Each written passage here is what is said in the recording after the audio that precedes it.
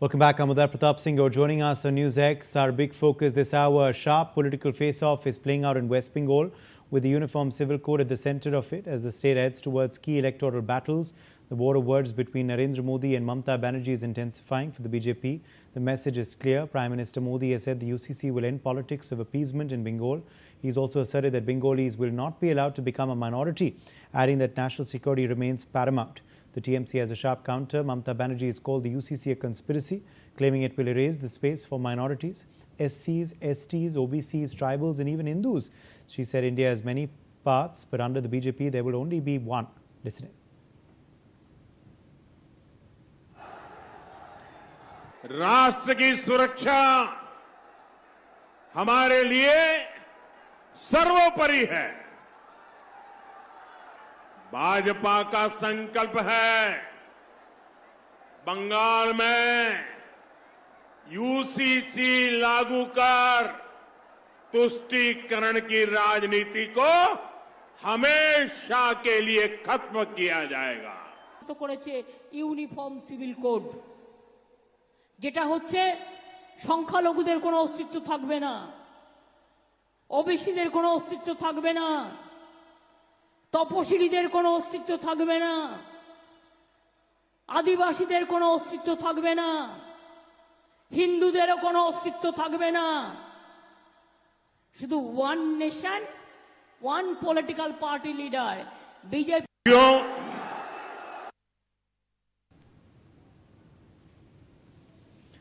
So what we are witnessing is not just a policy debate, but a clash of ideologies. One side is calling it reform and national unity. The other is calling it control and cultural eraser.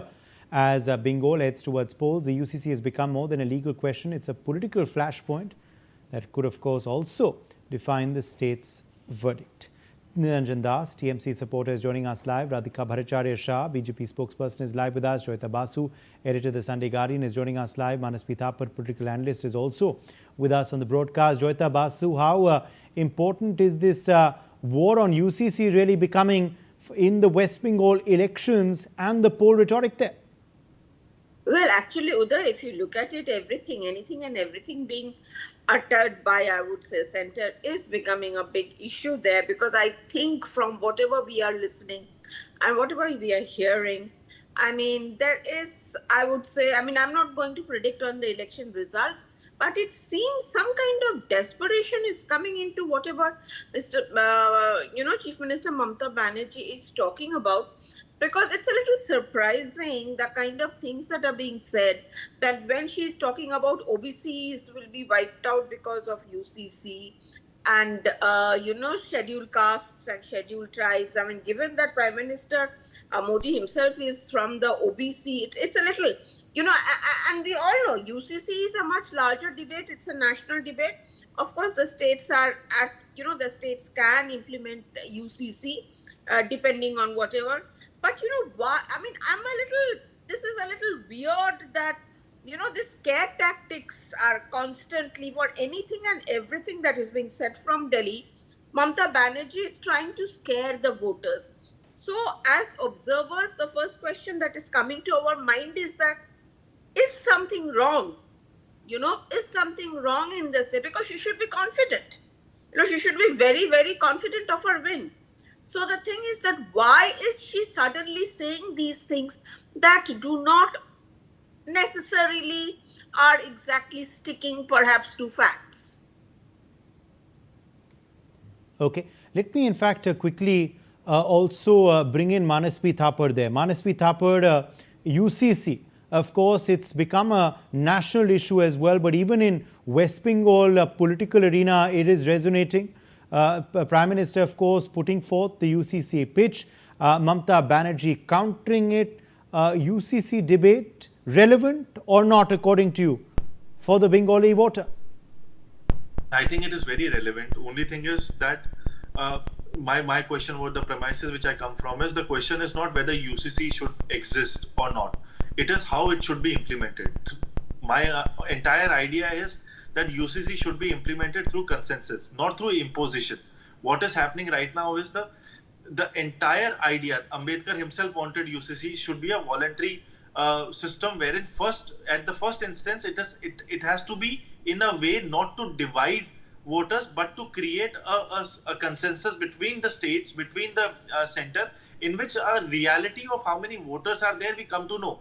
It has to be, if UCC has to be succeeded, it has to come from dialogue. It cannot come from manifesto, which is launched just 12 days before the polling. That is not how a mandate of a constitutional framework would function. UCC, it's not something which Mamata Banerjee can stop or Narendra Modi can stop. The only question is, since 11 years since you are in power, why UCC debate is just now happening? It is not how a federal structure of a constitutional democracy would function. This is not something you put in on a pamphlet. A constitution is a entire framework in which the entire country runs, in which an entire country functions. It's not a campaign pamphlet in which the BJP is trying to impose the entire narrative around the West Bengal politics.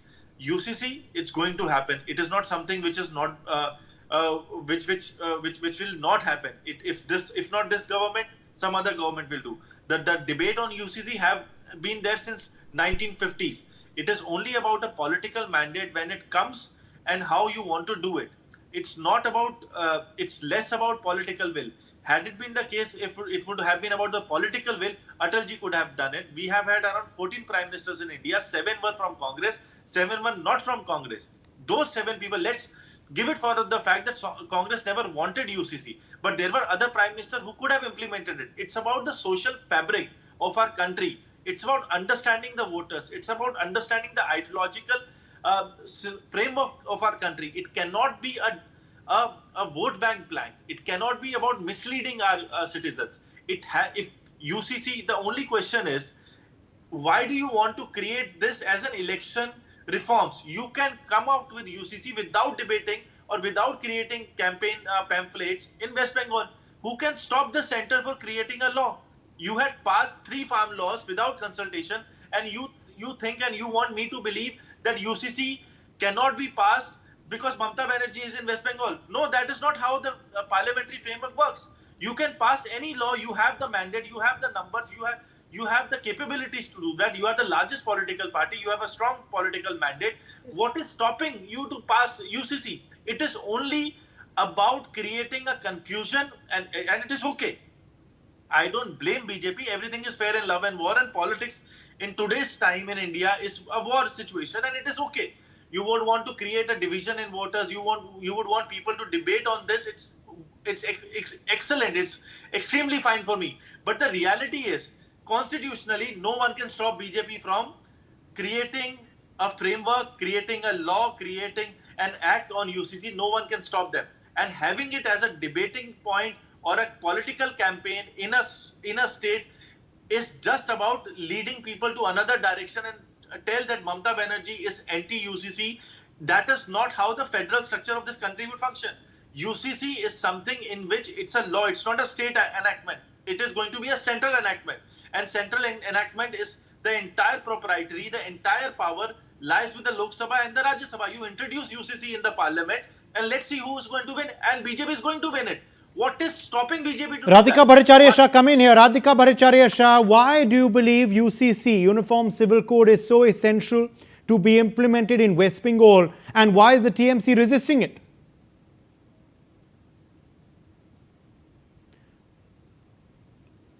Radhika, you are on mute.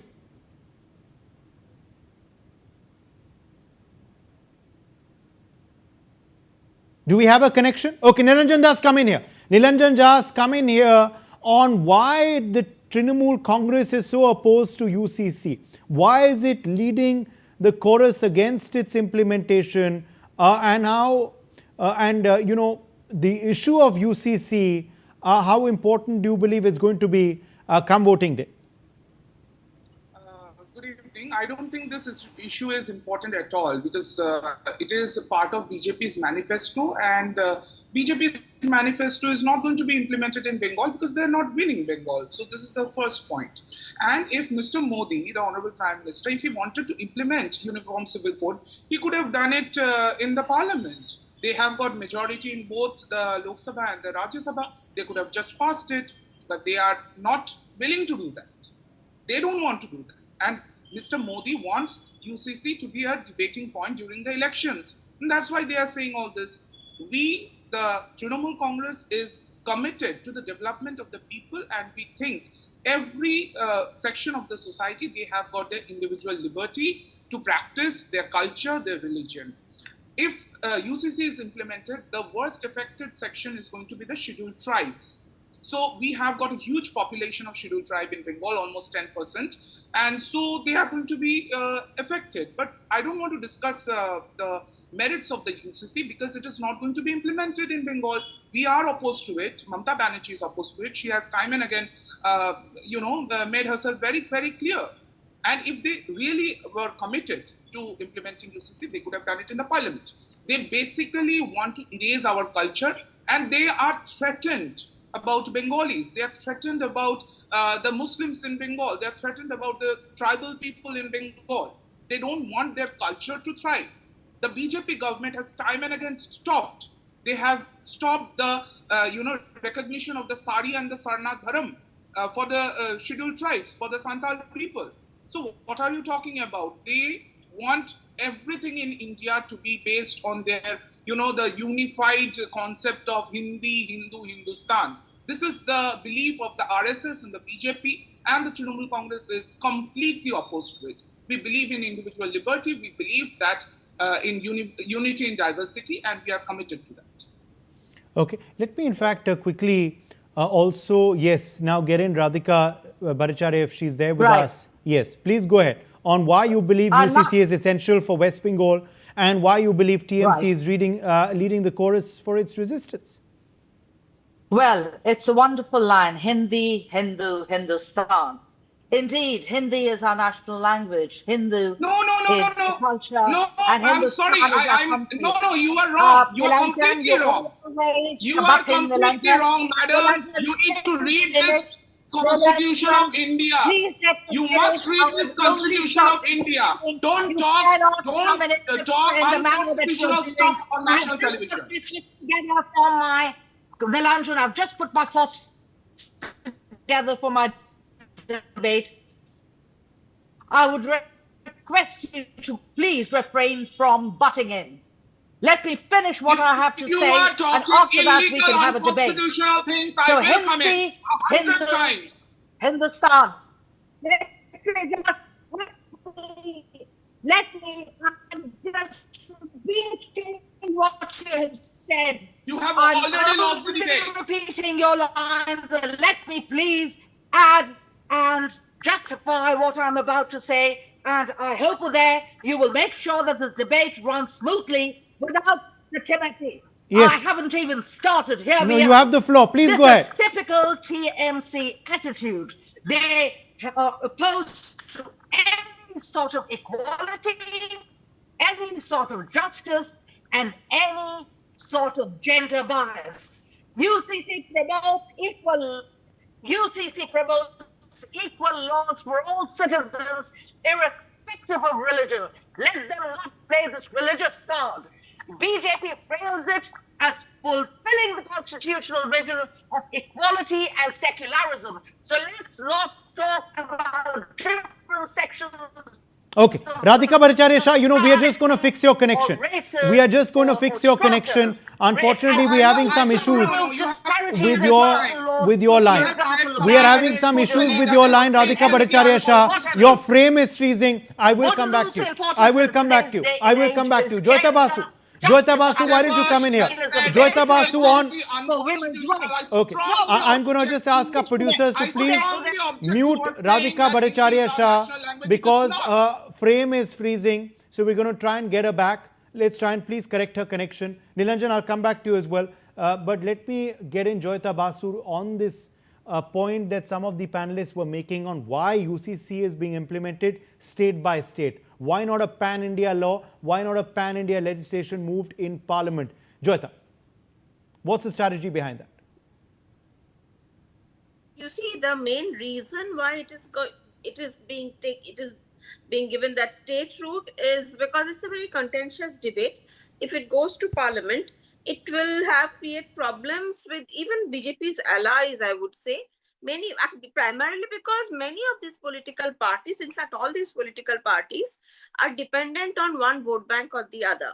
I mean, when it comes to, say for example, BJP's allies, maybe for say TDP, I would say, and even Nitish Kumar perhaps no longer that in, I mean, JDU, there are allies who have Muslim vote banks, you know.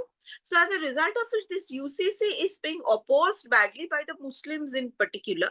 That is because, I mean, we have seen what happened with that Teen Talak thing when it was kind of banned, and the opposition that was coming from the clerics. Now, UCC means Muslim women getting, you know, the right to property, the problems that exist in that.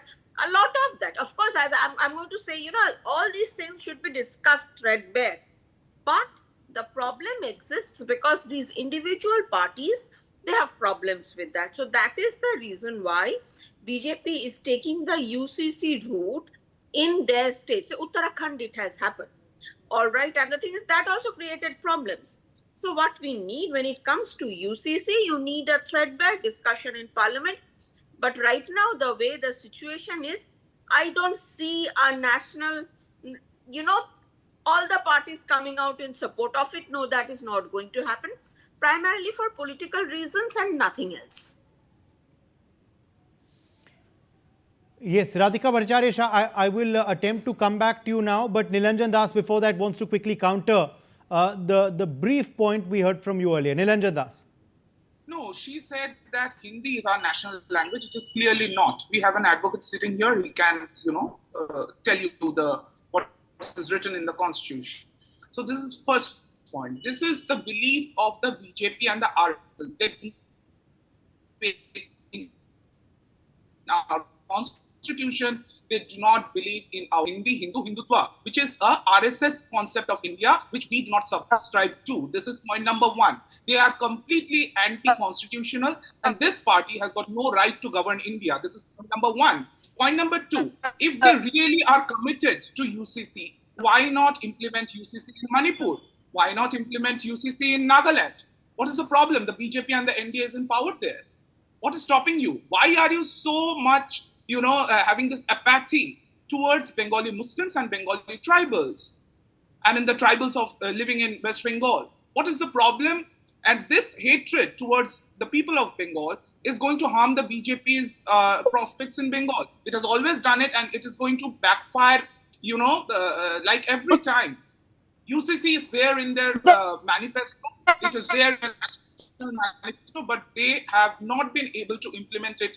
They have not been able to make a nationwide UCC, and they will never be able to do that. As the previous panelist was saying, that their own allies are opposed to it. They will never be able Radhika Bhattacharya Shah is back with us now. Radhika Bhattacharya Shah. Shah.